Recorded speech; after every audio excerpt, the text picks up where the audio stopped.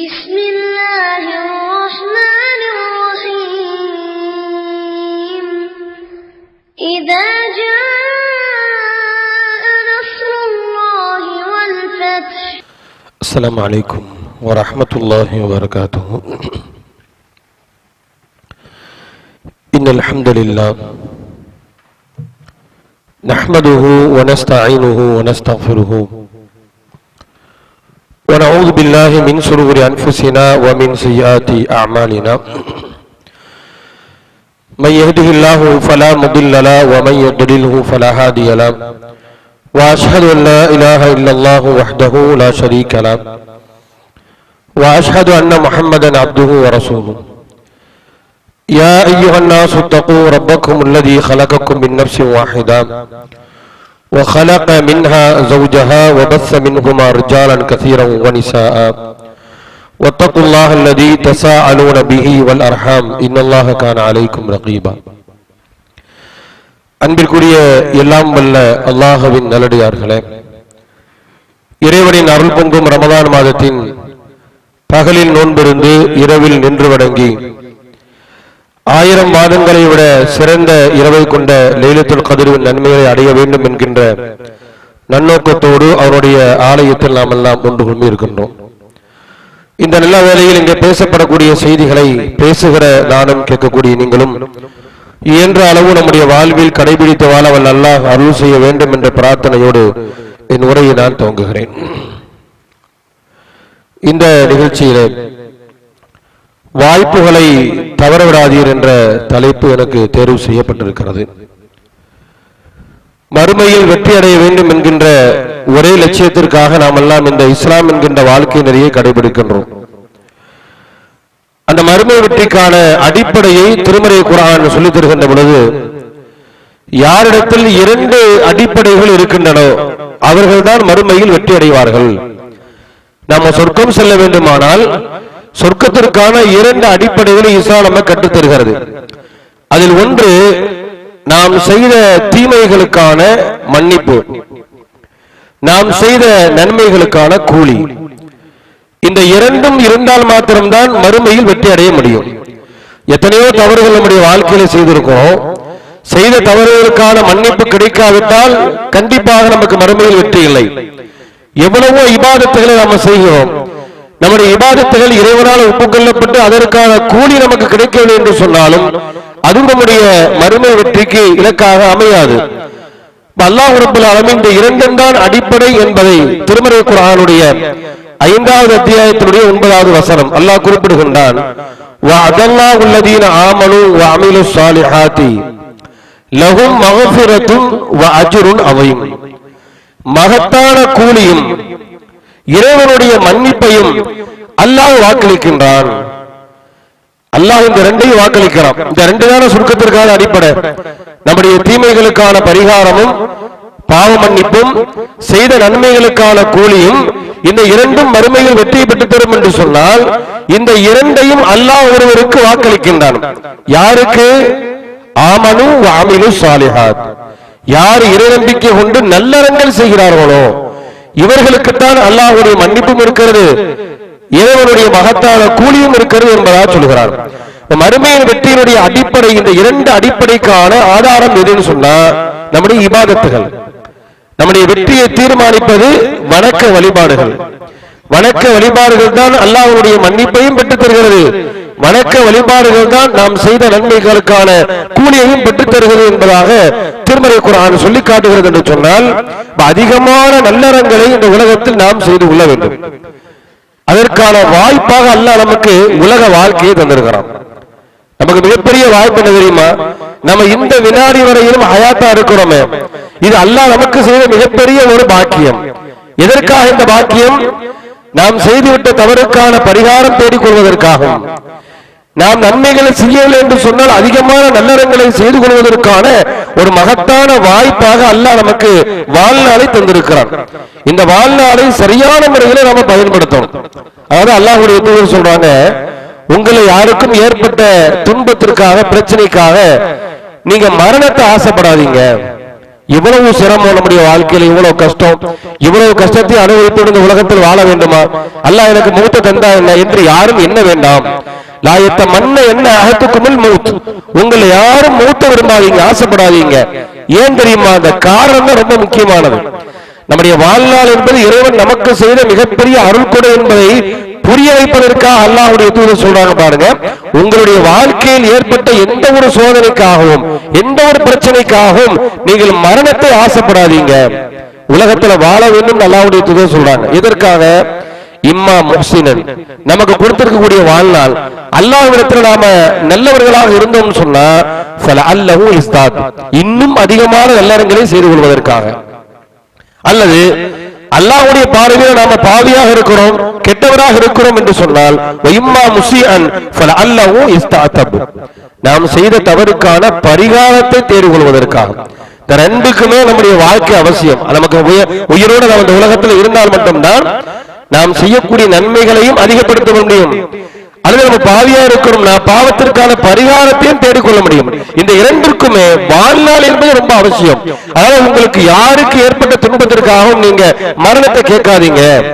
உலகத்தில் அல்லாஹ் ரப்பல் ஆலமீன் இந்த வினாடி வரையிலும் நமக்கு கொடுத்திருக்கக்கூடிய வாழ்நாள் என்பது அல்லாஹ் நமக்கு வழங்கி இருக்கக்கூடிய மிகப்பெரிய வாய்ப்பு. இந்த வாய்ப்பை எதற்காக பயன்படுத்தணும்? நல்லறங்களை அதிகப்படுத்திக் கொள்வதற்காக பயன்படுத்தணும். செய்துவிட்ட தவறுக்கான பரிகாரத்தை தேடிக்கொள்வதற்காக பயன்படுத்தணும். ஏன்னா உலக வாழ்க்கைங்கிறது ஒரே ஒரு தடவை தான். நம்ம மூத்தாயிட்டோம்னா திரும்ப இந்த வாய்ப்பு நமக்கு வழங்கப்படவே செய்யாது. மரணம் வந்துவிட்டால் நம்ம யாருக்கும் திரும்ப இந்த உலகத்தில் யாரும் வர முடியுமா? முடியாது. அப்ப இந்த உலக வாழ்க்கை ஒரே ஒரு தடவை தான் என்று சொன்னால் அந்த ஒரு தடவை வாழக்கூடிய அந்த வாழ்க்கையை மறுமை இலக்காக கொண்டு, சொர்க்கத்தை இலக்காக கொண்டு, அதற்கான என்னென்ன தேவைகள் எல்லாம் இந்த உலகத்தில் நாம் தயார் செய்ய வேண்டுமோ அவைகள் அனைத்தையும் நாம தயார் செய்ய வேண்டும். அப்படி இல்லைன்னு சொன்னா அல்லாஹ்விடத்தில் மிகப்பெரிய தலைகுனிவும் இழிவும் நமக்கு ஏற்படும் மறுமையில. அல்லாஹ் குர்ஆன்ல பல்வேறு பாவிகளுடைய புலம்பலை பட்டியலிடுகிறான். இறைவனுக்கு மாறு செய்து அல்லாஹ்வை ஏற்றுக்கொள்ளாமல் இறைவனுடைய போதனைகளை புறக்கணித்து வாழ்ந்த எத்தனையோ பாவிகள் அல்லாஹ்வுடைய வேதனையை பார்க்கின்ற பொழுது அவர்களுக்கு ஏற்படக்கூடிய தலைக்குனிவு என்னங்கிறத அல்லாஹ் குர்ஆன்ல பட்டியலிடுகிறான். உலகத்துல மனிதன் விரும்பாத ஒன்று என்ன தெரியுமா? தலைகுனிவு. யாருக்கு முன்னால் நம்ம தலை குனிந்து இழிந்தவர்களாக இருக்கக்கூடாது. மனிதன் அதை விரும்பவே இல்லை. பிறருக்கு முன்னால் தலை நிமிர்ந்தவனாக நாம் இருக்க வேண்டும் என்று எல்லாரும் ஆசைப்படுறோம். நம்முடைய பிள்ளைகளுடைய நடத்தையினாலோ நம்முடைய நடத்தையினாலோ தவறான செயல்பாடுகளாலோ பிறருக்கு முன்னால் இழிந்து தலை குனிந்து நிற்கக்கூடாது என்று எல்லோரும் ஆசைப்படுகிறோமா இல்லையா? இதே ஆசை மறுமையிலும் இருக்கணும். உலகத்தில் எப்படி பிறருக்கு முன்னால் இழிவடைய கூடாதுங்கிற விருப்பம் நமக்கு இருக்கிறதோ அதே போன்று என்னுடைய ரப்புக்கு முன்னால் நான் இழிந்த நிலையில் இருக்கக்கூடாது. அல்லாஹ் சிலர்கள் அப்படி ஆக்குவான் மறுமையில. திருமறை குர்ஆன்ல அல்லாஹ் சொல்லி காட்டுகிறான், வலவ் தரா இதில் முஜ்ரிமூன நாக்கிசு ரூஸிஹிம் இன்த ரப்பிஹிம், தன்னுடைய இறைவனுக்கு முன்னால் தலை குனிந்தவர்களாக நிற்பார்கள். யாரு? பாவிகள். வலவ் தரா இதில் முஜ்ரிமூன நாக்கிசு ரூஸிஹிம் இன்த ரப்பிஹிம் ரப்பனா அப்ஸர்னா வஸமஅனா ஃபர்ஜஅனா நஅமல் சாலிஹா, இறைவா நாங்கள் பார்த்து விட்டோம், நாங்கள் கேட்டு விட்டோம். மார்க்கத்தினுடைய போதனைகளை உலகத்துல ஹயாத்தா இருக்கும்போது சொல்லும் போதெல்லாம் சரியான முறையில் உள்வாங்காம அதை வாழ்க்கையில செயல்படுத்தாம இருந்தவர்கள் அந்த வேதனையை பார்க்கின்ற போதுதான் அவர்களுக்கு அது ஞாபகம் வரும். ஆகா, இதெல்லாம் சொல்லப்பட்டது, எச்சரிக்கை செய்யப்பட்ட விஷயங்கள், இன்று நாம் அதை நேரில் சந்திக்கிறோமே என்கின்ற அந்த உணர்வு எப்பதான் வரும்னா நரகத்தை பார்க்கும் பொழுதுதான் ஏற்படும். அந்த நேரத்தில் அல்லாஹ் அவனுக்கு மிகப்பெரிய தலைகுனிவை ஏற்படுத்துவான். நாக்கிசூர் ஊசியும் இந்த ரப்பியும் ரப்பனா அப்ஸர்னா வஸமஅனா, அவன் கேட்கக்கூடிய கேள்வி என்னன்னு அல்லாஹ்ட்ட ஃபர்ஜஅனா நஅமல் சாலிஹா, திரும்ப ஒரு வாய்ப்பு தான் கேட்பான். திரும்ப ஒரு வாய்ப்பை தான். உலகத்தில் அவனுக்கு வழங்கப்பட்ட வாய்ப்பை சரியாக பயன்படுத்தாம அல்லாஹ்வுடைய முன்னணியில போய் நின்று எனக்கு ஒரு வாய்ப்பு தான் கேட்பான். இப்படி குர்ஆன்ல பல்வேறு இடங்கள்ல அல்லாஹ் ரப்பல் ஆலமீன் பாவிகளுடைய புலம்பலை சொல்லி காட்டுகிறான். பாவிகள் எப்படியெல்லாம் இறைவனுக்கு முன்னால் புலம்புவார்கள், என்ன மாதிரியான இனிநிலையை அவர்களுக்கு ஏற்படும் என்பதை அல்லாஹ் சொல்லி காட்டுகிறான். இறைவனை நம்பாமல் இறைவனை மறுத்தவர்கள் அவங்க மறுமையில நின்றுகிட்டு, இறைவா யாழைத்து நீ குந்து துராபா, என்னையா நீ மனுஷனா படைச்ச, மனுஷனா படைச்சவனுடைய போதனைகளை நான் சரியான முறையில் பின்படுத்தாமல் இன்றைக்கு இவனுடைய வேதனைக்கு நான் உள்ளாகிவிட்டேனே, குந்து துராபா நான் மண்ணாக இருந்திருக்க கூடாதா என்று நினைப்பான். இடது கையில் ஏறு கொடுக்கப்பட்டவர் பாவிகள், அவர்கள் புலம்புவார்கள். அம்மாமன் ஊத்திய கிதாபஹு பிஷிமாலி ஃபயகூலி ஆலைத்தனி லம் ஊத்த கிதாபியா, எனக்கு வந்த கை சேதமே, இந்த வேதம் எனக்கு தராமல் இருக்க வேண்டுமே, இந்த ஏட்டை இறைவன் எனக்கு வழங்காமல் இருந்திருக்க வேண்டுமே, உலம் அதிரிமா ஹிசாபியா, என்னுடைய விசாரணை எப்படி நடக்கப் போகிறது தெரியவில்லையே, யாழைத்தகா காலத்தில் காதியா, நான் உலகத்திலேயே என்னுடைய வாழ்க்கை முடிந்திருக்க கூடாதா, மா அகத அன்னி மாலியா, என்னுடைய செல்வங்கள் எனக்கு பயன் தரவில்லையே, ஹலக்க அன்னி சுல்தானியா, என்னுடைய அதிகாரங்கள் எனக்கு பயன் தரவில்லையே. உலகத்தில் மிகப்பெரிய அதிகாரம், ஆடம்பரம், பொருளாதாரம், இதுவெல்லாம் மறுமையை மறைத்து அல்லாஹ்வுடைய போதனைக்கு மாற்றமாக வாழ்ந்த ஒரு மனிதனுடைய இடது கையில் அவனுடைய செயலர்கள் கொடுக்கப்படுகின்ற பொழுது அவன் புலம்புவான். இப்படி பல்வேறு பாவிகளுடைய புலம்பல்களை அல்லாஹ் குர்ஆன்ல வரிசையா பட்டியலிடுகிறான். எல்லோரும் அல்லாஹ்விடத்தில் கேட்கக்கூடிய ஒரே ஒரு கேள்வி, அல்லாஹ்ட்ட கேட்கக்கூடிய ஒரே ஒரு எதிர்பார்ப்பு என்னன்னு சொன்னா, எங்களுக்கு மீண்டும் ஒரு வாய்ப்பை தான், நாங்க நல்லவராக மாறி விடுகிறோம் என்று சொல்லுவாங்க. இந்த எல்லா புலம்பலுக்கும் எல்லாருடைய கேள்விக்கும் இறைவன் சொல்லக்கூடிய ஒரே ஒரு பதில், அவலம் அம்மிருக்கும், உனக்கு வாழ்நாளை தரவில்லையா, மா எத்ததக்கரு பிஹி மன் ததக்கர், போதனைகளை சரியான முறையில் உள்வாங்கி அவருடைய வாழ்க்கையை சீரமைத்துக் கொள்வதற்கான அவகாசத்தை தரவில்லையா, வஜாக்கும் நதீர், எச்சரிக்கை செய்யக்கூடிய எச்சரிக்கையாளர்கள் உனக்கு வரவில்லையா. இவ்வளவு எச்சரிக்கையாளர்கள் வந்திருக்கிறாங்க, உடைய போதனைகளை உள்வாங்கி சரியான முறையினுடைய வாழ்க்கையை சீரமைத்துக் கொள்வதற்கான அவகாசம் வழங்கப்பட்டது. எல்லாவற்றையும் நீ உலகத்தில் அனுபவித்து விட்டு திரும்ப வந்து வாய்ப்பு கேட்கிறாயே, அநியாயக்காரனுக்கு எந்த உதவியாளரும் கிடையாது, என்னுடைய வேதனை அனுபவி என்று சொல்லி அல்லாஹ் ரப்பல் ஆலமீன் அவருடைய தண்டனைக்கு உள்ளாக்கி விடுவான். இந்த வினாடி வரையிலும் அல்லாஹ் நமக்கு தந்திருக்கக்கூடிய வாய்ப்பு என்னன்னு சொன்னா, அதிகமான நல்லறங்களை செய்து கொள்வதற்கான வாய்ப்பு, செய்துவிட்ட தவறுக்கான பரிகாரத்தை தேடிக் கொள்வதற்கான வாய்ப்பு. இந்த வாய்ப்பை சரியாக இந்த உலகத்தில் பயன்படுத்தியவர்கள் தான் நபி தோழர்கள். உலக வாழ்க்கையில இறைவனை வழிபடுவதற்கான சந்தர்ப்பங்களை அவர்கள் எதிர்பார்த்து கொண்டே இருப்பார்கள். எப்பெல்லாம் அல்லாஹ்வை வழிபடுவதற்கு, மறுமையில் அதிகமான நன்மையை பெறுவதற்கான வாய்ப்புகள் வழங்கப்படுகிறதோ அவைகள் அனைத்தையும் சரியான முறைகளை பயன்படுத்தியவர்கள் நபி தோழர்கள். நமக்கெல்லாம் தெரிந்த வரலாறு, அல்லாஹ்வுடைய தூதர் சொல்றாங்க, நாளை மறுமையில என்னுடைய சமுதாயம் தான் மிகப்பெரிய கூட்டத்தினர்களாக வருவாங்க. எல்லா நபிமார்களும் அவர்களுடைய சமுதாயத்தவர்களோடு வருவார்கள். ஆனால் அந்த கூட்டத்திலேயே என்னுடைய உம்மத்தாக இருக்கக்கூடிய எந்த சமுதாயம் தான் மிகப்பெரிய கூட்டமாக வரும். அந்த கூட்டத்துல 70,000 பேர்கள் எந்த ஒரு விசாரணை இல்லாம சொர்க்கம் செல்வார்கள் என்பதாக அல்லாஹ்வுடைய தூதர் சொல்லிட்டு திரும்ப வீட்டுக்குள்ள போயிடுறாங்க.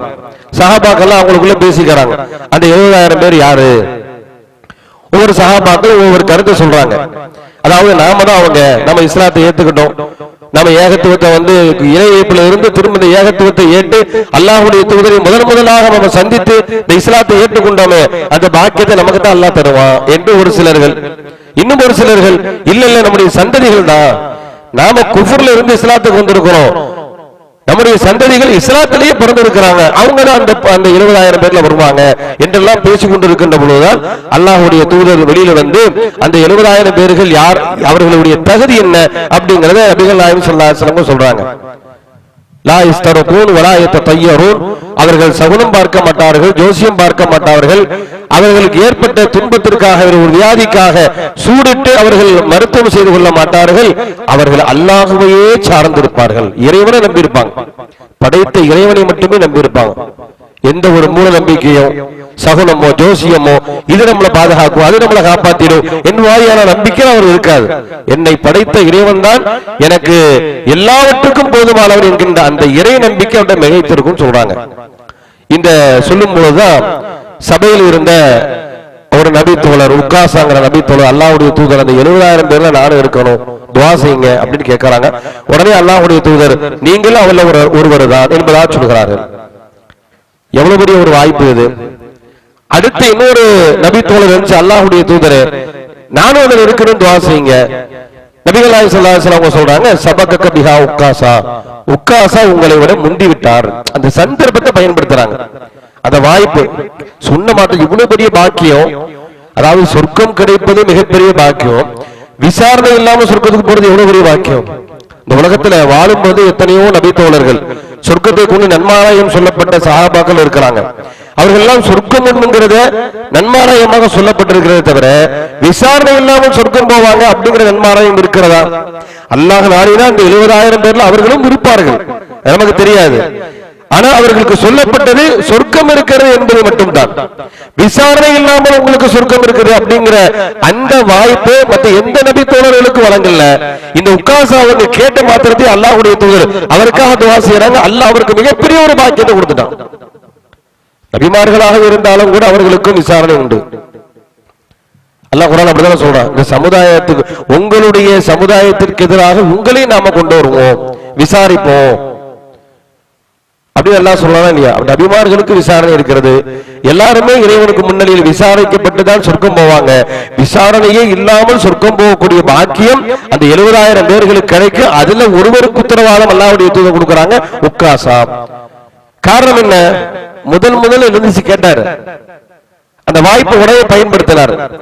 இப்படி நன்மைகள் செய்வதற்கான வாய்ப்புகள் சந்தர்ப்பங்கள் வழங்கப்படும் போதெல்லாம் அதை சரியான முறையில் பயன்படுத்தியவர்கள் தான் சஹாபாக்கள். நமக்கெல்லாம் தெரிந்த வரலாறு, அபூபக்கர் சித்திக் ரலியல்லாஹு அன்ஹு நன்மையில அவரை முந்த முடியாது.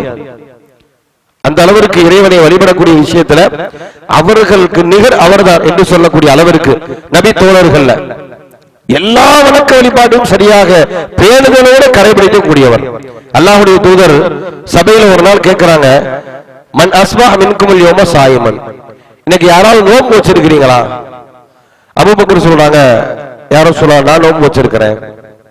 திரும்ப கேட்கிறாங்க, யாராவது ஒருவர் இன்றைக்கு மன் அத்பா மின்குமுல் ஜனாயிஸ், ஒரு ஜனாசாவை யாராவது பின்தொடர்ந்தீங்களா? உடனே அபூபக்கர், அல்லாஹ்வுடைய தூதரே நான் பின்தொடர்ந்திருக்கின்றேன். யாராவது ஒரு ஏழைக்கு உணவு கொடுத்திருக்கிறீர்களா? அபூபக்கர், நான் தான் உணவு கொடுத்திருக்கிறேன். யாராவது ஒரு நோயாளியை நலம் விசாரித்தீர்களா? மன் ஆத மின்குமுல் யௌமல் மரியவன். உடனே அபூபக்கர், அல்லாஹ்வுடைய தூதரே நான் அதுல இருக்கிறேன். இருக்கக்கூடிய சபையில கேட்கக்கூடிய கேள்விக்கெல்லாம் வேற யாருமே பதில் சொல்லல. அபூபக்கர் கூட சொல்றாங்க, நான் நோன்பு வைத்திருக்கின்றேன், நான் ஜனாசாவை பின்தொடர்ந்திருக்கின்றேன், நான் ஏழைக்கு உணவு அளித்திருக்கின்றேன், நான் நோயாளியை நலம் விசாரித்திருக்கின்றேன். எல்லாமே அவர். அல்லாஹ்வுடைய தூதர் சொல்றாங்க, இந்த அனைத்து தன்மைகளும் யாரிடத்தில் ஒரு சேரப்பட்டிருக்கிறதோ அல்லாஹ் கண்டிப்பாக அவருக்கு சொர்க்கத்தை கொடுப்பான். பல தடவை சுவனத்தை கொண்டு நன்மாராயம் சொல்லப்பட்டுள்ள ஒருவர் அபூபக்கர் சித்திக். அவங்க கேட்கும் பொழுது உடனே நான் செய்தேன் என்று அபூபக்கர் சித்திக் அவங்க சொல்றாங்கன்னா, என்றைக்காவது ஒரு நாள் எதிர்பாராத எல்லாமே அவர்கிட்ட இருந்துச்சு அப்படின்னு அர்த்தம் இல்ல. என்றைக்குமே நன்மைகள் செய்வதற்கான வாய்ப்புகளை சந்தர்ப்பங்களை எதிர்பார்த்து கொண்டே இருந்தார்கள். நோய் நலம் விசாரிக்கிறதாக இருந்தாலும் அது எவ்வளவு பெரிய நன்மை. ஒரு நோயாளியை நலம் விசாரிக்கின்ற பொழுதெல்லாம் ரசூல் ஸல்லல்லாஹு அலைஹி வஸல்லம் அவர் சுவனத்தின் கனிகளை பறித்துக் கொண்டிருக்கிறார் என்பதா சொன்னாங்க. அவ்வளவு பெரிய நன்மை. ஜனாசாவில் பங்கெடுப்பது எவ்வளவு பெரிய நன்மை, ஏழைகளுக்கு உணவளிப்பது எவ்வளவு பெரிய நன்மை, நோன்பு வைப்பது எவ்வளவு பெரிய நன்மை. இந்த நன்மையை என்றாவது ஒரு நாள் இல்ல, என்றைக்குமே சதாவும் கடைபிடிக்கக்கூடிய ஒரு நிலை அபூபக்கர் சித்திக் அவர்கிட்ட இருந்ததுன்னு சொன்னா, உலக வாழ்க்கை எப்படி பயன்படுத்துறாங்க பத்தியா? அல்லாஹ் கொடுத்த அவகாசத்தை சரியான முறையிலே பயன்படுத்தினார்களா இல்லையா? இப்படி பல்வேறு நபித்தோருடைய வரலாறு சொல்லிக்கொண்டே இருக்கலாம். நமக்கெல்லாம் தெரியும், பத்ர் யுத்தகலம் இஸ்லாமிய வரலாற்றில் நடைபெற்ற முதல் யுத்தகலம். அந்த யுத்தகலத்துல பல நபி தோழர்கள் என்ன செய்யறாங்க, கலந்துகிறாங்க. அதுல அல்லாஹ்வுடைய தூதர் ஒவ்வொரு ஒட்டகத்திற்கும் 3 நபி தோழர்கள் என்று ரசூல் ஸல்லல்லாஹு அலைஹி வஸல்லம் அவங்களுக்கு பிரித்து கொடுக்கறாங்க. ரொம்ப தொலை தூரத்துக்கு போக வேண்டியிருக்கு, பயணம், வாகனம் குறைவா இருக்குது. குறைவான வாகனத்தில் எல்லாருமே பயணிக்கணும்னு சொன்னா ஒரு வாகனத்துக்கு 3 பேர் என்ற அடிப்படையில் அல்லாஹ்வுடைய தூதர் என்ன செய்யறாங்க, பிரித்து விடுகிறார்கள். அப்ப அதுல நபிகள் நாயகம் ஸல்லல்லாஹு அலைஹி வஸல்லம் அன்னவர்கள், அலி ரலியல்லாஹு அன்ஹு, அபூ லுபாபா 3 நபி தோழர்களுக்கு ஒரு ஒட்டகம். என்ன செய்வாங்கன்னா, சிறிது தூரத்துக்கு 2 பேர் என்ன செய்வாங்க, மேல அமர்ந்து வருவாங்க, ஒரு ஆள் நடந்து வரணும். சிறிது தூரம் கடந்த பிறகு அமர்ந்திருக்கக்கூடிய 2 பேர்ல ஒரு ஆளு கீழே இறங்கிறனும், நடக்கக்கூடியவர் மேலே ஏறணும். இப்படி நடந்தும் ஒட்டகத்தில் பயணித்துமாக அந்த தொலை தூரத்தை அடைய வேண்டும் என்று நபிகள் நாயகம் ஸல்லல்லாஹு அலைஹி வஸல்லம் சொல்றாங்க. அப்ப இந்த 3 பேர்களும் பயணிக்கிறாங்க. பயணிக்கும் பொழுது நபிகள் நாயகம் ஸல்லல்லாஹு அலைஹி வஸல்லம் செய்யறாங்கன்னா, அவங்க மேல ஒட்டகத்திலிருந்து வர்றாங்க. கீழே அலி அல்லது அபுல் பாபா ரெண்டு பேர்ல ஏதாவது ஒரு நபி தோழர் கீழே என்ன செய்யறாங்க, ஒட்டகத்துக்கு கீழே நடந்து வந்துட்டே இருக்கிறாங்க. இத ரசூலுல்லாஹ் கீழே இறங்கி வர வேண்டிய நேரம் வருது. அப்ப அந்த நேரத்துல இவங்க சொல்றாங்க, கீழே இருந்து சொல்றாங்க, அல்லாஹ்வுடைய தூதரே உங்களுக்காக நாங்க ரெண்டு பேரும் நடந்துக்கிறோம், நீங்க நடக்க வேண்டியது இல்ல, நீங்க அப்படியே உட்கார்ந்து அமர்ந்தே வாங்க என்பதாக சொல்றாங்க. உங்களுக்காக நாங்க ரெண்டு பேரும் நடக்கிறோம், நீங்க என்ன செய்யுங்க, அமர்ந்து வாங்க. அதுக்கு நபிகள் நாயகம் ஸல்லல்லாஹு அலைஹி வஸல்லம் அவங்க சொன்ன வார்த்தை, இந்த அளவிற்கு எந்த ஒரு அமல் செய்வதற்கான தருணத்தையும் வாய்ப்பையும் வேறு யாருக்கு விட்டு கொடுத்ததுன்னு சொல்லலாம். அல்லாஹ்வுடைய தூதர் சொல்றாங்க, உங்களை விட அல்லாஹ்விடத்துல கூலி பெறுவதில் நான் தேவையற்றவன் அல்ல.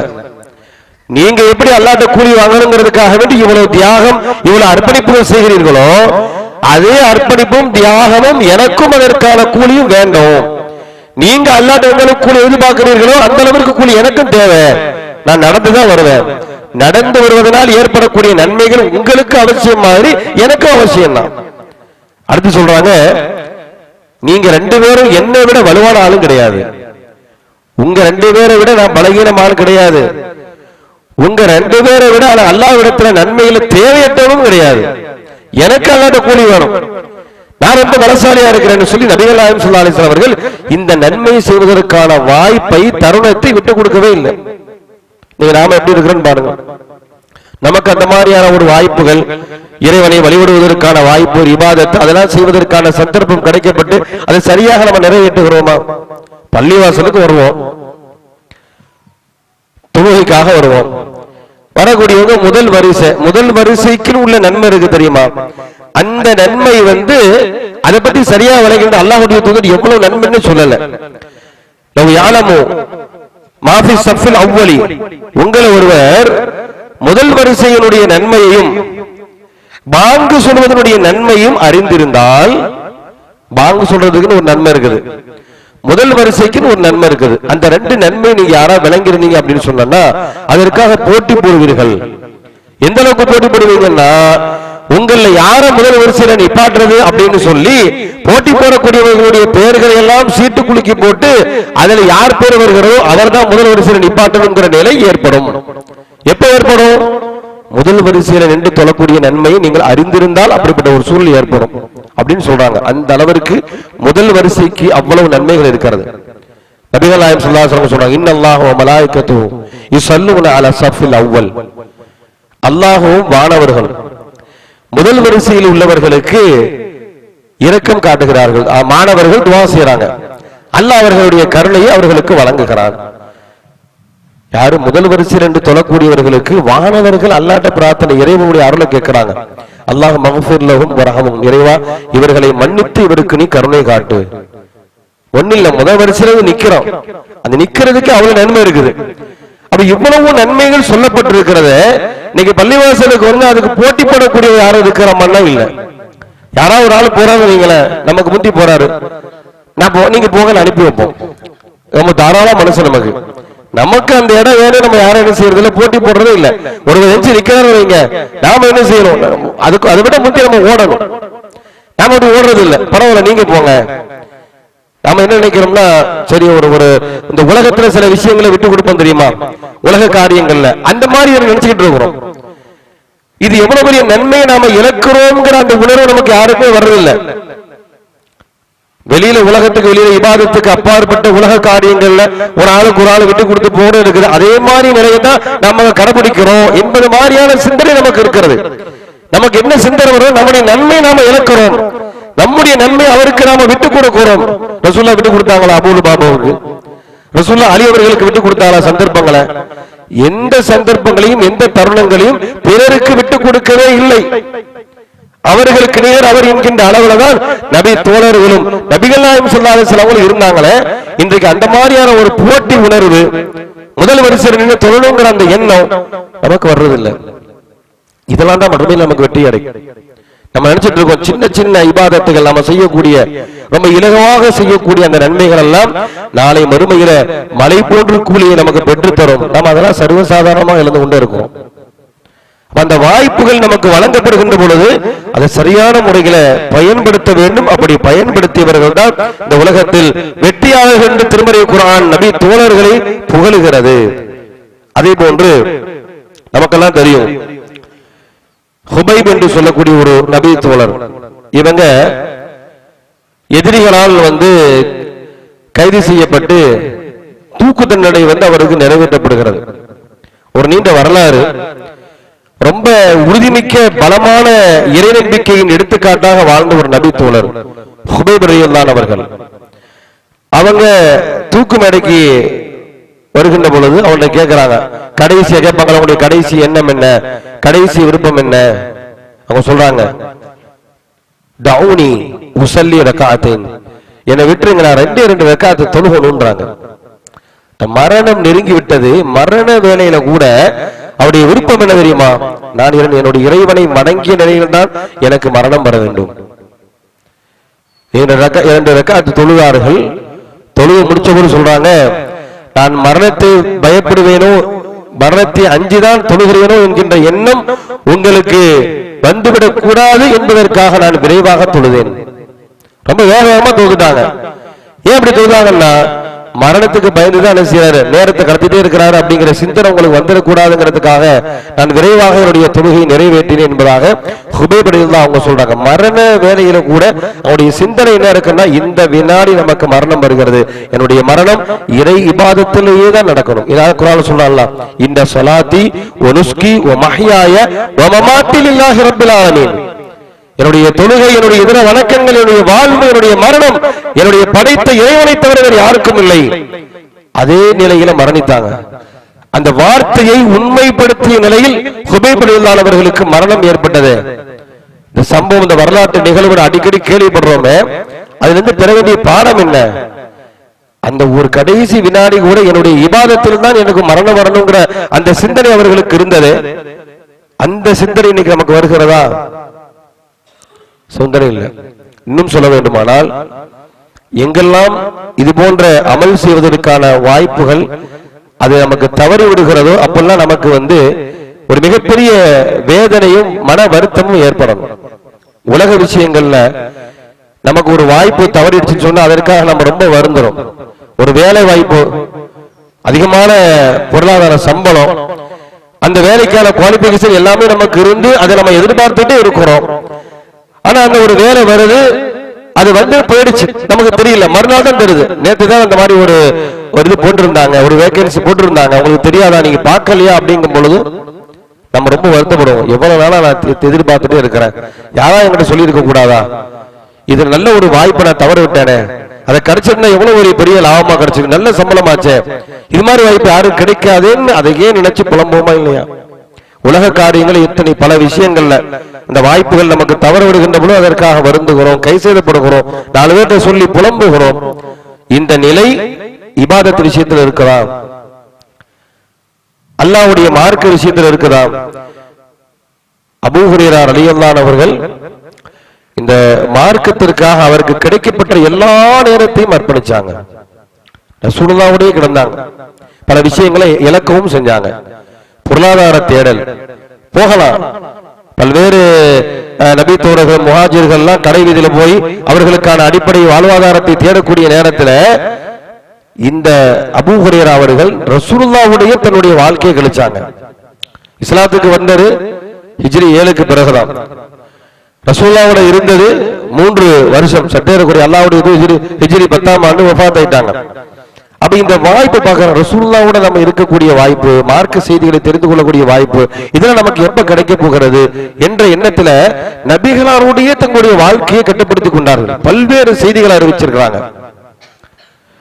எந்த நபிமொழி தொகுப்பை எடுத்துக்கொண்டாலும் அவருடைய செய்தி, அபூ ஹுரைரா அவர்கள் அறிவித்த செய்தியை இடம்பெறாத எந்த ஒரு நபிமொழி தொகுப்பும் இல்லை என்று சொல்லக்கூடிய அளவிற்கு எந்த மார்க்க உபதேசத்தை நாம பேசினாலும் அதில் நபிகள் நாயகம் ஸல்லல்லாஹு அலைஹி வஸல்லம் அவர்களை பற்றி உண்டான செய்தி அறிவிக்கப்படுகின்ற பொழுது அபூ ஹுரைரா அவரை அறிவித்தார் என்று சொல்லப்படாத எந்த ஒரு நபிமொழியும் இல்லை என்று சொல்லக்கூடிய அளவிற்கு பல ஆயிரக்கணக்கான நபிமொழிகளை தொகுத்தாரு.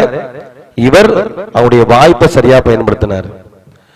ஒரு தடவை சொல்றாங்க, சஹாபாக்கள் மற்ற ஆட்கள்லாம் என்னுடைய நண்பர்கள் எல்லாம் அபூ ஹுரைரா ரொம்ப செய்தி அறிவிச்சிருக்கிறார், அக்ஸர் அபூ ஹுரைரா ஏராளமான செய்தி அறிவிச்சிருக்கிறார் சொல்லி என்னை பத்தி பெருமிதமாக பேசிக் கொள்கிறார்கள். ஆனால் அதற்காக நான் பட்ட கஷ்டம் என்னன்னு சொல்றார். எல்லோரும் கடை வீதிகளுக்கு சென்று பொருளாதார தேடல்னு போகும் பொழுது நான் என்னை நபிகளாரோடையே கட்டுப்படுத்திக் கொண்டேன். பல நேரங்களில் சாப்பாட்டுக்கு கூட வழி இல்லாத அளவிற்கு நான் மஸ்ஜித் நபவியிலே இருந்து இருக்கின்றேன். உணவுக்கு வழி இல்லாமல் மயக்கமுற்ற நிலையில் கீழே விழுகின்ற பொழுது கூட பலர்களும் என்ன யாரோ ஒரு பைத்தியக்காரன் என்று தெரிகிறது போல அவர்கள் மேல நடந்து செல்வாங்க. அவங்க படுத்து கிடப்பாங்க, மேலே ஏறி செல்லக்கூடிய நிலையெல்லாம் ஏற்பட்டிருக்கிறது. அந்த அளவிற்கு ஒட்டிய வயிறோடு பல நேரம் உணவு இல்லாமல் ரசூலுல்லாவோட நான் இருந்தேன். அவ்வளவு தியாகத்துக்கு பிறகு இன்னைக்கு இவ்வளவு செய்தி அறிவிச்சிருக்கிறாங்க. ஆனா இந்த அபூ ஹுரைரா ரசூலுல்லாவுடைய மரணத்துக்கு பிறகு அப்படி இல்லை. எப்படி இருந்தாங்க? அவனுடைய பிற்காலத்து வாழ்க்கை எப்படி இருந்துச்சு தெரியுமா? அவர்கள் 2 பணியாளர்களை வைத்து வேலை வாங்கக்கூடிய அளவிற்கு மிகப்பெரிய செல்வந்தர். காலமெல்லாம் அப்படி இருக்கணும் இல்ல, சில ஆளுக்கு நினைக்கலாம் அவர் வேலை செய்ய சோம்பேறித்தனமா இருந்து பள்ளிவாசலே கதியில உட்கார்ந்துட்டாங்க. அப்படி இல்ல. ரசூலுல்லாஹ்வுடைய மௌத்துக்கு பிறகு அபூ ஹுரைரா ஒரு மிகப்பெரிய ஒரு வியாபாரி, ஒரு மிகப்பெரிய ஒரு செல்வந்தர். 2 பணியாளர்கள் அவர்களுக்கு கீழே இருக்கக்கூடிய நிலை. உயர் ரகமான ஆடை அணிஞ்சிருக்கிற ஆடையில என்ன செய்யறாங்க, அவருடைய அந்த அசுத்தத்தை மூக்க சிந்திடுறாங்க. அந்த நேரத்தில் அவர்களுக்கு பழைய ஞாபகம் வருது. உயர் ரகமான ஆடையில நம்ம மூக்கு சிந்திட்டோமே, ஒரு நேரத்தில் நம்மளுடைய வாழ்க்கை எப்படி இருந்துச்சுன்னு பழச நினைச்சு பார்த்தாங்க. அந்த அளவிற்கு ரசூலுல்லாஹ்வுடைய மரணத்திற்கு பிறகு மிகப்பெரிய பொருளாதார ஒரு நிபுணராக, ஒரு செல்வந்தராக இந்த அபூ ஹுரைரா மாறினார்கள். அப்படின்னா என்ன அர்த்தம்? அந்த வாய்ப்பு ரசூலுல்லாஹ்வோடு இருக்கக்கூடிய நாட்கள்ல அதற்காக நம்ம பயன்படுத்தணும். ஹதீஸ்களை அதிகமா தெரிந்து கொள்ள வேண்டும், மார்க்க செய்தியை பலருக்கும் எடுத்துரைக்க வேண்டும் என்கின்ற அந்த தியாகம். இது மாதிரி பல நபித்தோருடைய வரலாற்றை நீங்கள் எடுத்து பார்த்தால் அவர்கள் இந்த மார்க்கத்தில் நன்மைகள் செய்வதற்கான எல்லா வகையான வாய்ப்புகளையும் சரியான நேரத்தில் பயன்படுத்தினாங்க. சொர்க்கமா அல்லது ஒரு மரமா, இந்த வரலாறு நம்ம கேள்விப்பட்டிருக்கோமா? நபிகள் நாயகம் ஸல்லல்லாஹு அலைஹி வஸல்லம் அவங்களுடைய காலகட்டத்தில் ஒரு நபித்தோழர் ரசூலுல்லாஹ்ட்ட முறையிடுறாங்க, அல்லாஹ்வுடைய தூதரே, எனக்கு ஒரு பேரித்த தோப்பு இருக்குது, அந்த தோப்புக்கு நான் வேலையிடணும், வேலையிடுவதற்கு ஒரே ஒரு மரம் தடையாக இருக்குது, எனக்கு அருகில் இருக்கக்கூடிய பக்கத்து வீட்டுக்காரருடைய மரம். அந்த மரம் எனக்கு கிடைத்தது என்று சொன்னால், அந்த மரத்தை அவர் எனக்கு விலைக்கு கொடுத்தாருன்னு சொன்னா நான் அதையும் சேர்த்தே வேலையிட்டுக் கொள்வேன் அப்படின்னு ரசூலுல்லாஹ் சொல்றாங்க. முதல்ல இவரு போய் கேட்கறாங்க, அவர் மறுத்துறாரு. உடனே ரசூலுல்லாஹ் சொன்னா ரசூலுல்லாஹ் சொன்னா கேட்பாங்க அப்படின்னு அடிப்படையில நபிகள் நாயகத்தை சொல்றாங்க.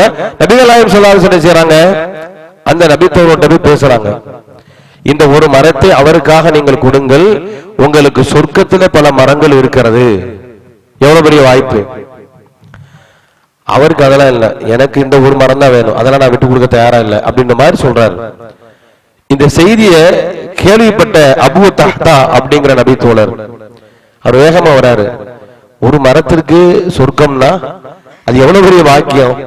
வேகமா என்ன செய்யறாருன்னா இந்த ஒரு மரத்துக்கார்ட்ட பேரம் பேசுறாரு.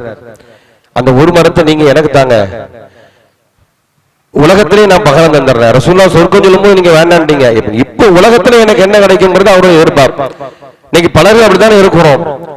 மறுமையில கிடைக்கும்னு சொன்னா நம்ம எதையுமே செய்ய தயாரா இல்லை. உலகத்துல கிடைக்கும்னா நம்ம வந்துடுறோம்.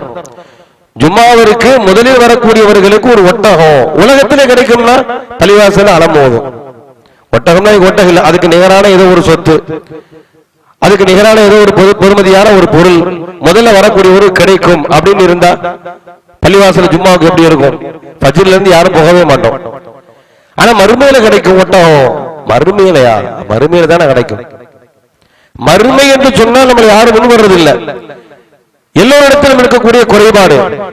அந்த நபி தோழர் என்ன செய்யறாருன்னா, மறுமையில சொர்க்கத்தில் உனக்கு பல மரம் கிடைக்கும் அப்படின்னு ரசூலுல்லாஹ் சொல்லும் பொழுது கேட்க தயாரா இல்ல. இவருடைய பலவீனத்தை புரிஞ்சுக்கிறாங்க. அபூ தஹ்தா சொல்றாங்க, எனக்கு மிகப்பெரிய தோப்பு இருக்குது, அந்த தோப்பு நான் உனக்கு தந்துடுறேன், அந்த ஒரு மரத்தை எங்கட தாங்க அப்படிங்கணும். அது ஓகே, ஒரு மரத்துக்கு ஒரு தோப்புல கிடைக்குது அப்படின்னு செஞ்சிட்டாரு. இந்த ஒரு மரத்தை அந்த ஒரு தோப்புக்கு பகரமாக கொடுக்க தயாராயிட்டாரு. உடனே அபூ தஹ்தா நேரா ரசூலுல்லாஹ்ட்ட வர்றாங்க, அல்லாஹ்வுடைய தூதரே, அந்த ஒரு மரத்தை நான் வாங்கி விட்டேன், அதற்கு பகரமாக என்னுடைய ஒரு தோப்பை நான் கொடுத்து விட்டேன். நபிகள் நாயகம் ஸல்லல்லாஹு அலைஹி வஸல்லம் சொல்றாங்க, கம்மின் கதுகின் ராபிஹின் லி அபூ தஹ்தா. அபூ தஹ்தா அவருக்கு பல பேரித்தம் கனிகள் தொங்கக்கூடிய பேரித்தம் மரங்கள் சொர்க்கத்தில் இருக்கிறது. சொர்க்கத்திற்காக எதையும் கொடுக்க அந்த வாய்ப்பு, அந்த சந்தர்ப்பத்தை எப்படி பயன்படுத்துறாரு பாருங்க. இவருக்கு கிடைச்ச வாய்ப்பை தவற விட்டாரு. அபூ தஹ்தா, எனக்கு என்னுடைய தோப்பை இழந்தாலும் பரவாயில்லை, எனக்கு சொர்க்கம் கிடைக்க வேண்டும், அதற்கான வாய்ப்பு இந்த உலகத்தில் அதற்கான சந்தர்ப்பம் எனக்கு கிடைத்திருக்கிறது, அதற்காக எதையும் நான் இழக்க தயார் இருந்துட்டாரு. நபிகள் நாயகம் ஸல்லல்லாஹு அலைஹி வஸல்லம் இந்த அபூ தஹ்தாவுடைய மரணத்திற்கு போறாங்க, ஜனாசா தொழுகைக்கு. ரசூல் ஸல்லல்லாஹு அலைஹி வஸல்லம் காலகட்டத்திலே இந்த சஹாபி இறந்துட்டாங்க. சஹீஹ் முஸ்லிம் வரக்கூடிய செய்தி, வஃபாத் ஆயிட்டாங்க. ரசூலுல்லாஹ் ஜனாசாவுக்கு போறாங்க. போகும் பொழுது இந்த வார்த்தையை சொல்லிக் கொண்டே போனார்கள். அபூ தஹ்தாவிற்கு எத்தனையோ பேரித்தம் கொலைகள் சுவனத்தில் தோன்றிக் கொண்டிருக்கிறது சொல்லிக்கிட்டே போறாங்க ரசூல். எவ்வளவு பெரிய வாய்ப்பு அது! இந்த உலகத்துல சொர்க்கத்திற்கான வாய்ப்பு நமக்கு கிடைக்கும்னா அந்த சந்தர்ப்பத்தை அவன் யாருமே தவறவிடக் கூடாது.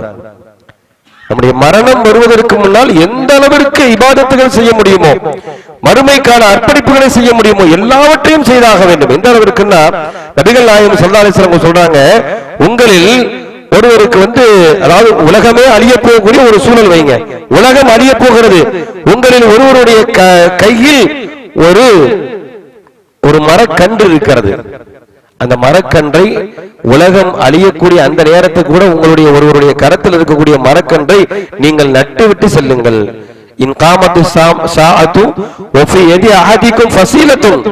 உங்கள் ஒருவருடைய கையில மரக்கன்று இருக்கிறது, உலகம் அழிய போகிறது,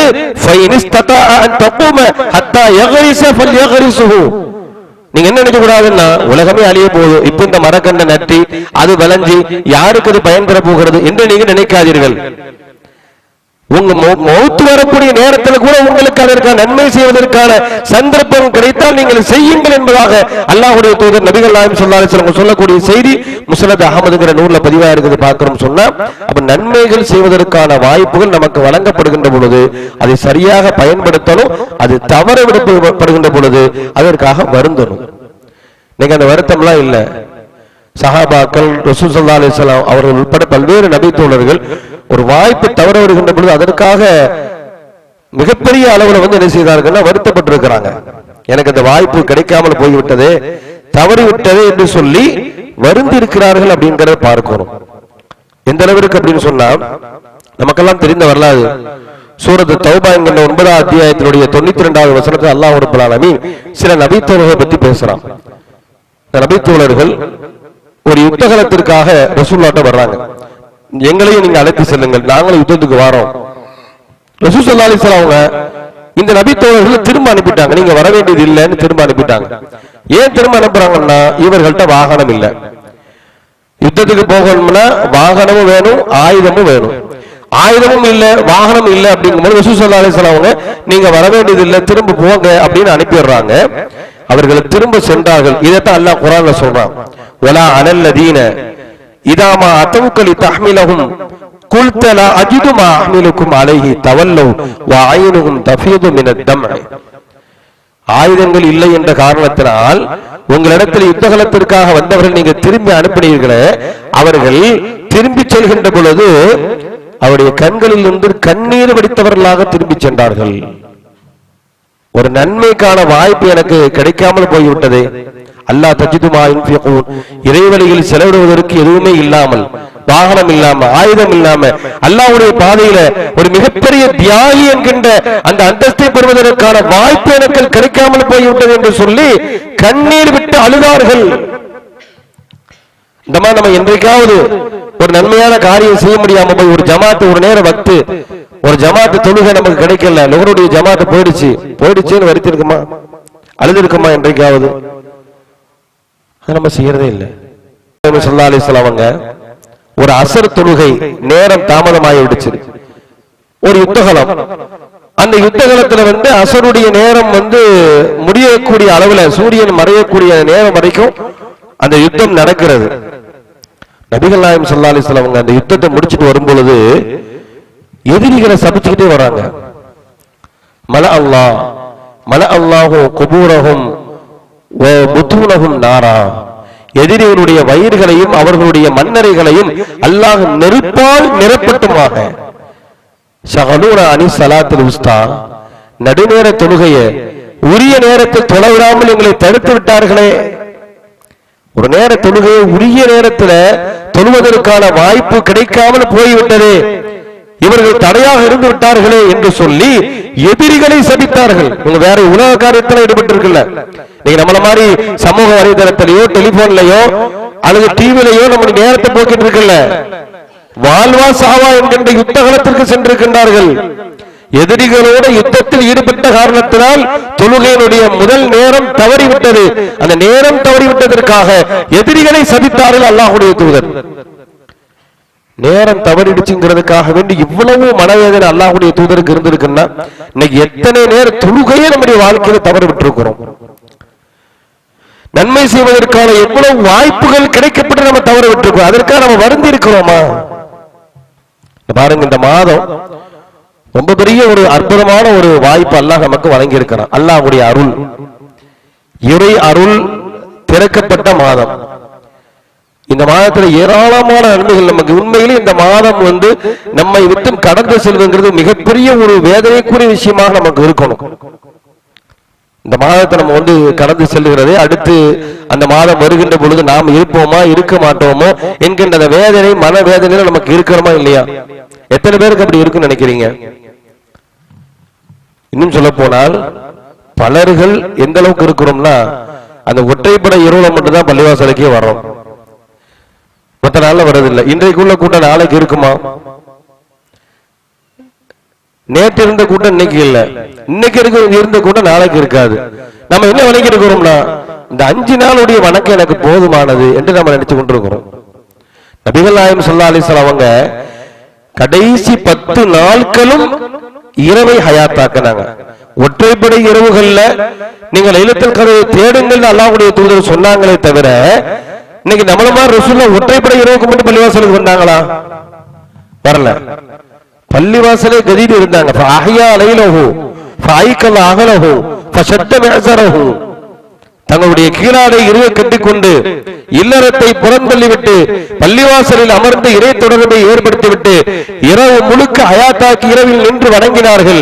1000 மாதங்களை விட சிறந்த நன்மையை பெற வேண்டும் என்பதற்காக ரசூலுல்லாஹ் 10 நாட்கள் தியாகம் பண்ணோம். நம்ம கேள்விப்படுறோமே, நாம என்ன செய்யறோம்? அதே 10 நாள் நம்ம வாழ்க்கையில நமக்கு வந்திருக்குதா இல்லையா? நமக்கு 5 நாள் எனக்கு போதுமானது என்று நம்ம நினைக்கிறோமே, கிடைக்கிற வாய்ப்பை வேண்டுமென்றே தவற விடுகிறோம். இயல்பாக தவறும் பொழுதுதான் வருத்தம் ஏற்படணும். நமக்கு வருத்தம் வரலன்னு சொல்றோமா இல்லையா? ஒரு நன்மை செய்வதற்கான வாய்ப்பு கிடைக்கப்படுகின்ற பொழுது நமக்கு வருத்தம் வரலையே, அது தவற விடுகின்ற பொழுது வருத்தம் வரவில்லையே சொல்றோம். வருத்தம் வராது. ஏன் வராது? வேணும்னே தவறிட்டா என்ன வருத்தம் வரும்? இயல்பாகவே அதை எதிர்பார்த்து கொண்டிருந்து எதிர்பாராத விதமாக அந்த நேரம் தவறிவிட்டது, அந்த வாய்ப்பு தவறிவிட்டது என்று சொன்னால் நம்ம வருந்தலாம். நாம விரும்பிதான் தவறு விடுகிறோம். எனக்கு வேண்டியதில்லை, 24வது இரவு போதுமானது, எனக்கு வேண்டியதில்லை, 25 பார்த்துக்கலாம், 26 வேண்டியதில்லை, 27 பார்த்துக் கொள்ளலாம் என்று நாம் வேண்டுமென்றே அந்த நன்மைக்கான வாய்ப்புகளை இழக்குகின்ற பொழுது எப்படி நமக்கு வருத்தம் வரும்? எப்படி நம்ம கைசேதமாக இருக்கும்? நபிகள் நாயகம் ஸல்லல்லாஹு அலைஹி வஸல்லம் அவங்க ஒரு நேர தொழுகை தாமதமானதற்காக வேண்டி வருத்தப்பட்டார்கள், கவலைப்பட்டார்கள், கைசேதப்பட்டார்கள். அப்போ ஒரு இறைவனுடைய அருள் நமக்கு கிடைக்கப்படுகின்ற பொழுது அதை நம்மை விட்டும் இழக்க போகிறோம் என்று சொன்னால் உண்மையிலேயே நம்முடைய மனது எப்படி இருக்கணும்? ஒரு புரியாத ஒரு விடை. நம்ம ரொம்ப நம்மோட அன்பாக இருக்கக்கூடிய, ரொம்ப நேசத்தோடு இருக்கக்கூடியவர் நம்மை விட்டும் விடைபெறுகின்ற பொழுது எப்படி நமக்கு மனசு எப்படி வரும்? இப்ப போறாரு, இந்த நட்பு நமக்கு இவ்வளவு நாள் நட்பு கிடைத்தது, இன்று நம்மை பிரிய போகிறாரு என்பது போன்ற ஒரு கவலை சிந்தனை வருமா இல்லையா? அதை விட பல மடங்கு ரமலானுடைய கடைசி வந்திருக்கக்கூடிய நாம எஞ்சி இருக்கக்கூடிய இந்த நாட்கள் ஒவ்வொன்றையும் ஒவ்வொரு நேரத்தையும் பாக்கியமாக நாம கருதணும். ஒரு நன்மையான காரியம் இறக்கப்படுகின்ற பொழுது அதற்காக வருந்தணும். இப்படிதான் நபி தோழர்கள் இருந்தாங்க. நபிகள் நாயகம் ஸல்லல்லாஹு அலைஹி வஸல்லம் மரணம் இருக்குது, அந்த மரணம் யாராலும் தாண்டி கொள்ள முடியவில்லை. அப்படியே இருந்துச்சு. உமர் ரலியல்லாஹு அன்ஹு அவர்கள் நபிகள் நாயகம் ஸல்லல்லாஹு அலைஹி வஸல்லம் மரணிச்சிட்டாங்க நீங்க சொல்லக்கூடாது, யாராவது சொன்னீங்கன்னா ரசூலுல்லாஹ் இப்ப என்ன செய்வாங்க? உங்களை சொல்லக்கூடியவர்களை அவர்களுக்கு தண்டனை கொடுப்பார்கள் என்றெல்லாம் சொன்னாங்க. உமர் அவங்க சொன்னதுடைய வெளிப்பாடு என்ன? ரசூலுல்லாஹ்வுடைய மரணத்தை அவரால் ஏற்க முடியல. ரசூலுல்லாஹ் வஃபாத் ஆயிட்டாங்க. அந்த அளவிற்கு பல நபி தோழர்கள் நபிகளாருடைய அந்த மரண வேலை ரசூலுல்லாஹ் மௌத்தா போனது யாருமே அந்த நேரத்தில் அதை ஏற்றுக்கொள்ள முடியாத அளவிற்கு உண்டான மனவேதனையில் இருக்கிறாங்க. ரசூலுல்லாஹ் மௌத்தா வஃபாத் ஆகி அவங்களெல்லாம் அடக்கம் பண்ண பிறகு சில நாட்களுக்கு பிறகு என்ன செய்யறாங்கன்னா, அபூபக்கர் சித்திக் ரலியல்லாஹு அவர்களும் உமர் ரலியல்லாஹு அன்ஹு என்ன செய்யறாங்கன்னா உம்மு ஐமன்ங்கிற நபி தோழி அந்த பெண்மணியை சந்திக்கிறதுக்காக போறாங்க. ஏன்னா உம்மு ஐமன் அவங்க நபிகள் நாயகம் ஸல்லல்லாஹு அலைஹி வஸல்லம் அடிக்கடி அவங்கள நலம் விசாரிப்பாங்க, அவங்கள போய் பார்த்துட்டு வருவாங்க. அப்ப அந்த நடைமுறை அந்த சுன்னத்தை நம்ம கடைபிடிக்கிறதுக்காக ரசூலுல்லாஹ்வுடைய வஃபாத்துக்கு பிறகு அபூபக்கர் சித்திக் ரலியல்லாஹு அன்ஹு அவர்களும் அது மாதிரி உமர் ரலியல்லாஹு அவங்களும் போனாங்கன்னா உம்மு ஐமன் அழுதுகிட்டு இருக்கிறாங்க. ரசூலுல்லாஹ்வுடைய அந்த மரணத்தை நினைச்சு அழுகிறாங்க. ஆனா இந்த ரெண்டு நபி தோழர்களும் அல்லாஹ்வுடைய தூதருடைய மரணம் யாருக்குத்தான் வேதனை தரக்கூடியதா, எல்லாத்துக்கும் வேதனை தரக்கூடியதா உண்டாகத்தான் இருக்கிறது என்று சொல்லிக் கொண்டு அந்த பெண்மணிக்கு ஆதரவு சொல்றாங்க. நலம் விசாரிக்க போன இடத்துல இவங்க அழுவதை பார்த்து என்ன செய்யறாங்கன்னா இந்த நபி தோழர் யாரு அபூபக்கர் அவங்களும் உமர் அவங்களும் இந்த ரெண்டு பேருக்கு என்ன செய்யறாங்கன்னா ஆறுதல் சொல்றாங்க. அல்லாஹ்வுடைய தூதரை மாதிரியான ஒரு சிறந்த மனிதர் இந்த உலகத்தில் யாருமே இருக்க முடியாது, வஃபாத் ஆயிட்டாங்க, என்ன செய்யறது என்பது போன்ற ஒரு ஆறுதல் சொல்லும் போதுதான் அந்த பெண்மணி சொன்ன வார்த்தையை பாருங்க, ரசூல் ஸல்லல்லாஹு அலைஹி வஸல்லம் இறந்துட்டாங்கிறதுக்காக வேண்டி நான் அழல, நான் அழுகிறது எதற்காக? நீங்க நினைச்சிட்டு இருக்கீங்க ரசூலுல்லாஹ் வஃபாத் ஆயிட்டாங்க, நம்மை விட்டு ரசூலுல்லாஹ் சென்று விட்டார்களே என்பதற்காக அழுவதாக நீங்கள் எண்ணிக்கொண்டீர்கள். வலாக்கின் நான் அழுவதற்கான காரணம் என்னன்னா அபுகி மினல் வஹ்யி கத் இன்கதா மினஸ் ஸமா. ரசூலுல்லாஹ்வுடைய மரணம்ங்கிறது இந்த உலகத்திற்கு எவ்வளவு பெரிய இழப்பை தந்திருக்கிறது என்று நினைத்து நான் அழுகிறேன். என்ன இழப்பு? ரசூலுல்லாஹ் ஹயாத்தாக இருக்கும் பொழுதெல்லாம் வானத்திலிருந்து இறை செய்தி வந்து கொண்டே இருந்தது. இந்த பூமிக்கு இறைவனுடைய செய்தி, இறைவனுடைய தொடர்பு இருந்து கொண்டே இருந்தது, இவ்வளவு காலம் இருந்தது.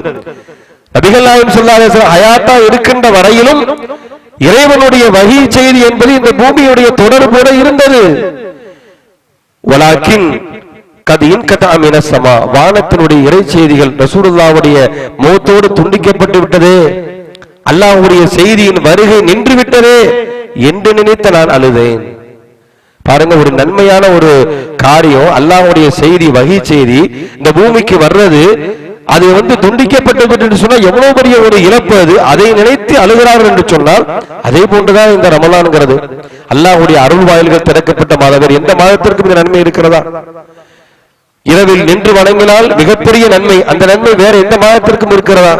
1000 மாதங்கள் இரவில் நின்று வணங்கிய நன்மை வேற எந்த மாதத்திற்கும் இருக்கிறதா? இவ்வளவு நன்மைகளை சுமந்திருக்கக்கூடிய இந்த மாதம் நம்மை விட்டு விரைபெற போகிறதே என்கின்ற கவலை நம்மில் யாருக்காவது இருக்குமா?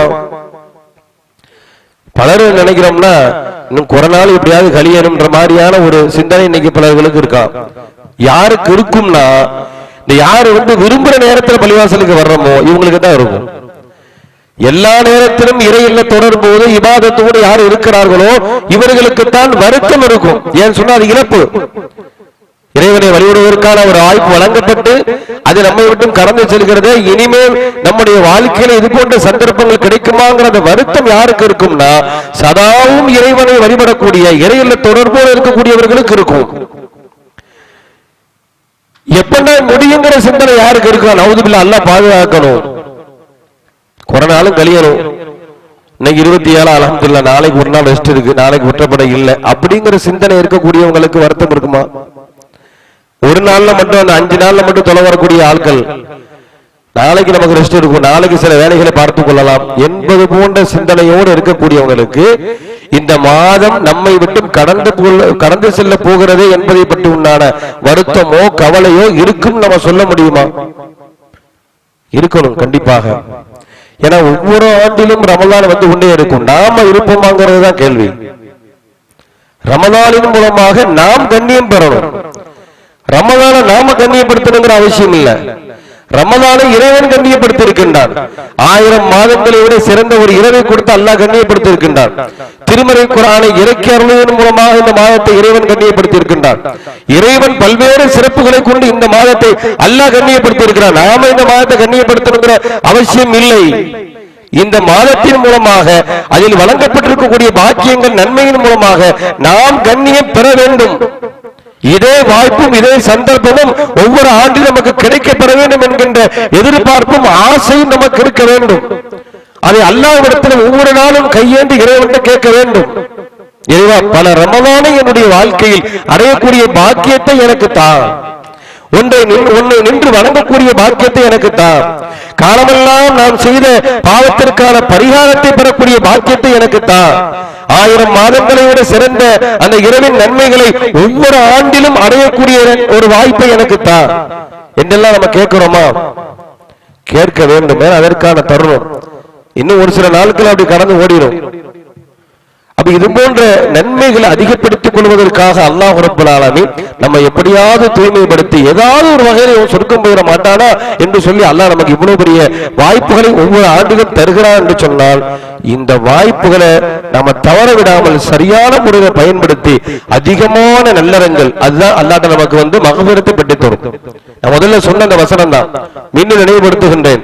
அதல்லாஹு அல்லதீன ஆமனு, யார் இறைவனை நம்பிக்கை கொண்டு அமிலு சாலிஹாத்தி நல்லறங்கள் செய்கின்றார்களோ, இந்த நல்லறங்கள் அவர்களுக்கு எப்படிப்பட்ட பாக்கியத்தை கொடுக்கும்னு சொன்னா, லஹும் மகபிரத்துன், அவருக்கு மன்னிப்பை பெற்றுக் கொடுக்கும், அஜ்ருன் அதீம், மகத்தான கூலியை பெற்றுக் கொடுக்கும். இந்த ரெண்டு தான் மறுமை வெற்றிக்கான அடிப்படை. அந்த அடிப்படைக்கு நாம செய்ய வேண்டியது இறைவனை வழிபடுவது, அல்லாஹ்வை தொழுவது, நோன்பு இருப்பது, என்னென்ன நன்மைகளை பெற்றுத்தரக்கூடிய காரியங்கள் இஸ்லாமிய மார்க்கத்தில் நமக்கு வழிகாட்டப்பட்டிருக்கிறதோ அப்படிப்பட்ட எல்லா காரியத்தையும் அதிகமாக செய்வது. குறிப்பாக இரவு நேரத்தில் அல்லாஹ்விடத்தில் அதிகமாக நம்ம கையேந்தி மன்னிப்பு கேட்பது, தனிமையில அமர்ந்து அல்லாஹ் நம்முடைய தவற நினைச்சு வருந்தி அழுகுவது.